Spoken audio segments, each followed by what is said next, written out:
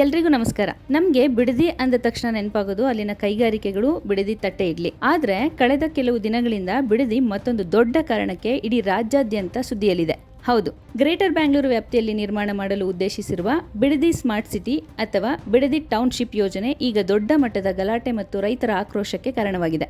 ರೈತರು ಯಾಕೆ ಬೀದಿಗಿಳಿದು ಹೋರಾಟ ಮಾಡ್ತಿದ್ದಾರೆ? ಇತ್ತೀಚೆಗೆ ನಡೆದ ಗಲಾಟೆಗೆ ಅಸಲಿ ಕಾರಣ ಏನು? ಸರ್ಕಾರ ಮತ್ತು ರೈತರ ಮಧ್ಯೆ ಸದ್ಯದ ಪರಿಸ್ಥಿತಿ ಹೇಗಿದೆ? ಕಂಪ್ಲೀಟ್ ಡೀಟೇಲ್ಸ್ ಅನ್ನ ಹೇಳ್ತೀನಿ, ಸ್ಕಿಪ್ ಮಾಡದೆ ಈ ವಿಡಿಯೋವನ್ನ ಕೊನೆ ತನಕ ನೋಡಿ. ಮೊದಲಿಗೆ ಈ ಬಿಡದಿ ಟೌನ್ಶಿಪ್ ಯೋಜನೆ ಅಂದ್ರೆ ಏನು ಅಂತ ತಿಳ್ಕೊಳ್ಳೋಣ. ಬೆಂಗಳೂರಿನ ಮೇಲಿನ ಜನಸಂಖ್ಯೆಯ ಒತ್ತಡವನ್ನು ಕಡಿಮೆ ಮಾಡಲು ಮತ್ತು ಸುತ್ತಮುತ್ತಲಿನ ಪ್ರದೇಶಗಳನ್ನು ಅಭಿವೃದ್ಧಿಪಡಿಸಲು ಸರ್ಕಾರ ಬಿಡದಿ ಸುತ್ತಮುತ್ತ ಸುಮಾರು 9 ರಿಂದ 10 ಸಾವಿರ ಎಕರೆ ಪ್ರದೇಶದಲ್ಲಿ ಅತ್ಯಾಧುನಿಕ ಸ್ಮಾರ್ಟ್ ಟೌನ್ಶಿಪ್ ನಿರ್ಮಾಣ ಮಾಡಲು ಯೋಜನೆಯನ್ನು ರೂಪಿಸಿದೆ. ಇದಕ್ಕಾಗಿ BMRDA ಅಥವಾ ಬೆಂಗಳೂರು ಮಹಾನಗರ ಪ್ರದೇಶ ಅಭಿವೃದ್ಧಿ ಪ್ರಾಧಿಕಾರದ ಮೂಲಕ ಭೂ ಸ್ವಾಧೀನ ಪ್ರಕ್ರಿಯೆ ಅಥವಾ ಜಮೀನು ಗುರುತಿಸುವ ಕೆಲಸಗಳು ಆರಂಭವಾಗಿದ್ದವು. ಈ ಯೋಜನೆ ಅಡಿಯಲ್ಲಿ ಕೈಗಾರಿಕೆಗಳು, ದೊಡ್ಡ ದೊಡ್ಡ ಅಪಾರ್ಟ್ಮೆಂಟ್ಗಳು, ಸ್ಕೂಲ್ ಮತ್ತು ಕಾಲೇಜ್, ಮಾಲ್ ಒಳಗೊಂಡಂತೆ ಹೈಟೆಕ್ IT ಹಬ್ ಇದಾಗಿರುತ್ತೆ. ಈ ಯೋಜನೆ ಆರಂಭದಲ್ಲಿ ಇದು ದೊಡ್ಡ IT ಬೀಟ್ ಹಬ್ ಆಗುತ್ತೆ, ರಿಯಲ್ ಎಸ್ಟೇಟ್ ಬೆಳೆಯುತ್ತೆ ಅನ್ನೋ ಮಾತುಗಳು ಕೇಳಿ ಬಂದ್ರು ಒಳಗೊಳಗೆ ಭೂಮಿ ಕಳೆದುಕೊಳ್ಳುವ ಭೀತಿ ರೈತರಲ್ಲಿ ಮನೆ ಮಾಡಿತ್ತು. ಹಾಗಾದ್ರೆ ಈ ಯೋಜನೆಗೆ ಇಷ್ಟೊಂದು ವಿರೋಧ ಯಾಕೆ? ಇತ್ತೀಚೆಗೆ ನಡೆದ ಗಲಾಟೆಗೆ ಕಿಡಿ ಹೊತ್ತಿಸಿದ್ದು ಯಾವುದು? ರೈತನ ಪ್ರಮುಖ ಆರೋಪ ಏನಂದ್ರೆ, ಬಿಡದಿ ಸುತ್ತಮುತ್ತಲಿನ ಭೂಮಿ ಅತ್ಯಂತ ಫಲವತ್ತಾದ ಭೂಮಿ. ಇಲ್ಲಿ ತಲೆತಲಾಂತರದಿಂದ ರೇಷ್ಮೆ, ತೆಂಗು, ಮಾವು ಮತ್ತು ತರಕಾರಿ ಬೆಳೆದು ಸಾವಿರಾರು ರೈತ ಕುಟುಂಬಗಳು ಜೀವನ ಸಾಗಿಸುತ್ತಿವೆ. ನಮ್ಮ ಹೊಟ್ಟೆ ಹೊಡೆಯುವ ಸ್ಮಾರ್ಟ್ ಸಿಟಿ ನಮಗೆ ಬೇಡ, ನಮಗೆ ನಮ್ಮ ಜಮೀನು ಮುಖ್ಯ ಅನ್ನೋದು ರೈತರ ವಾದ.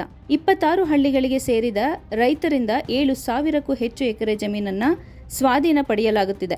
1 ಎಕರೆಗೆ 2,16 ಲಕ್ಷ ಪರಿಹಾರ ನೀಡಲು ಸರ್ಕಾರ ಮುಂದಾಗಿದೆ. ಆದರೆ ರೈತರು ಇದಕ್ಕೆ ಸುತರಾಂ ಒಪ್ತಾ ಇಲ್ಲ. ಫಲವತ್ತಾದ ಕೃಷಿ ಭೂಮಿಯನ್ನ ನಾವು ಬಿಟ್ಟು ಕೊಡೋದಿಲ್ಲ ಅಂತ ಪಟ್ಟು ಹಿಡಿದಿದ್ದಾರೆ.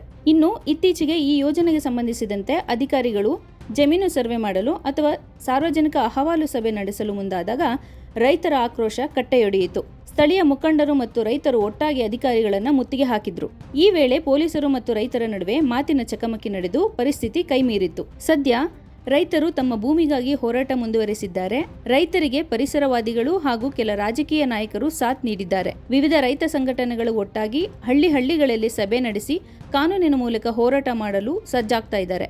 ಮತ್ತೊಂದೆಡೆ ಬೆಂಗಳೂರಿನ ಜಾಗತಿಕ ಮಟ್ಟದ ಬೆಳವಣಿಗೆಗೆ ಇಂತಹ ಟೌನ್ಶಿಪ್ಗಳು ಅನಿವಾರ್ಯ ಅನ್ನೋದು ಸರ್ಕಾರದ ವಾದ. ಆದರೆ ರೈತರ ತೀವ್ರ ವಿರೋಧ ಮತ್ತು ಗಲಾಟೆಯ ಬೆನ್ನಲ್ಲೇ ಸರ್ಕಾರ ಕೂಡ ಸ್ವಲ್ಪ ಎಚ್ಚರಿಕೆಯ ಹೆಜ್ಜೆ ಇಡ್ತಾ ಇದೆ. ಬಲವಂತವಾಗಿ ಯಾವುದೇ ಭೂ ಸ್ವಾಧೀನ ಮಾಡಲ್ಲ, ರೈತರ ಜೊತೆ ಮಾತುಕತೆ ನಡೆಸಿ ಸೂಕ್ತ ಪರಿಹಾರ ಅಥವಾ ಪರ್ಯಾಯ ಮಾರ್ಗಗಳ ಬಗ್ಗೆ ಚರ್ಚಿಸುತ್ತೇವೆ ಎಂಬ ಭರವಸೆಗಳು ಅಧಿಕಾರಿಗಳ ವಲಯದಿಂದ ಕೇಳಿಬರುತ್ತಿದೆ. ಆದರೆ ಸ್ಥಳೀಯ ರಾಜಕೀಯ ನಾಯಕರಿಗೂ ಇದು ದೊಡ್ಡ ತಲೆನೋವಾಗಿ ಪರಿಣಮಿಸಿದೆ. ರೈತರನ್ನು ಎದುರು ಹಾಕಿಕೊಂಡರೆ ಚುನಾವಣೆಯಲ್ಲಿ ಹೊಡೆತ ಬೀಳುವ ಭಯ ಒಂದೆಡೆಯಾದರೆ, ಅಭಿವೃದ್ಧಿ ಯೋಜನೆ ಕೈಬಿಟ್ಟರೆ ಹಿನ್ನಡೆಯಾಗುವ ಆತಂಕ ಇನ್ನೊಂದೆಡೆ ಇದೆ. ಒಟ್ನಲ್ಲಿ ಯಾವುದೇ ಒಂದು ದೇಶ ಅಥವಾ ರಾಜ್ಯ ಅಭಿವೃದ್ಧಿ ಆಗಬೇಕಾದ್ರೆ ಕೈಗಾರಿಕೆಗಳು, ಸ್ಮಾರ್ಟ್ ಸಿಟಿಗಳು ಬೇಕು ಅನ್ನೋದು ನಿಜ. ಆದ್ರೆ ಆ ಅಭಿವೃದ್ಧಿ ಅನ್ನೋದು ಅನ್ನ ಕೊಡುವ ರೈತನ ಜಮೀನನ್ನ ಬಲಿ ಪಡೆಯಬಾರದು, ರೈತರಿಗೆ ಅನ್ಯಾಯವಾಗಬಾರದು. ಹಾಗಾಗಿ ಇದು ಸರ್ಕಾರಕ್ಕೆ ದೊಡ್ಡ ಚಾಲೆಂಜ್. ಸೊ ಬಿಡದಿ ಟೌನ್ಶಿಪ್ ವಿಚಾರದಲ್ಲಿ ಸರ್ಕಾರ ಏನ್ ಮಾಡುತ್ತೆ? ರೈತರ ಮನವೊಲಿಸುತ್ತಾ ಅಥವಾ ರೈತರ ಹೋರಾಟಕ್ಕೆ ಮಣಿದು ಯೋಜನೆಯನ್ನ ಕೈಬಿಡುತ್ತಾ ಅನ್ನೋದನ್ನ ಕಾದ್ ನೋಡ್ಬೇಕಾಗಿದೆ.